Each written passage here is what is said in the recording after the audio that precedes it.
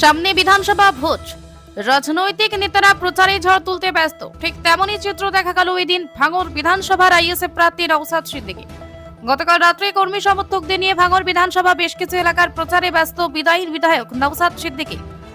কখনো বা পাড়ার মোড়ে, কখনো বা খেলার মাঠে জনসংযোগ করতে ব্যস্ত দাপুটে নেতা তথা বিদায়ী বিধায়ক নওশাদ সিদ্দিকী।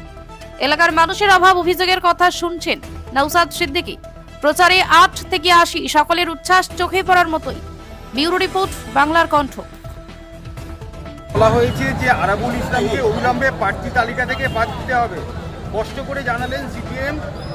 এছাড়াও ভোটের স্বার্থে ধৈর্য ধরতে বলছেন এবং আপনাদের দুটো সিট, সেই দুটো সিটেও বামফ্রন্ট প্রার্থী দিয়ে দিয়েছে, কি বলবেন? দেখুন, কোথায় কি প্রার্থী দিয়েছে আমরা সে বিষয়টা আমাদের আলোচনা আছে। আর আরাবুল ইসলাম সাহেবের প্রার্থী বদলে কি বলেছে এখন আমরা জানি না সঠিক। এতটুকু বলবো, আইএসএফ কাকে প্রার্থী করবে না করবে, আইএসএফের রাজনৈতিক এটা ইন্টারনাল পলিসির মধ্যে পড়ছে। আমাদের পলিসি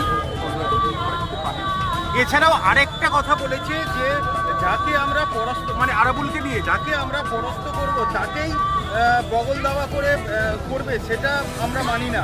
আইএসএফের সমর্থককে খুন করেছে যে সেই বৃত্তদের নিয়ে কোনো লাভ হবে না। যারা এপাশ ওপাশ করে বামপন্থী, সেটাকে সমর্থন করে না।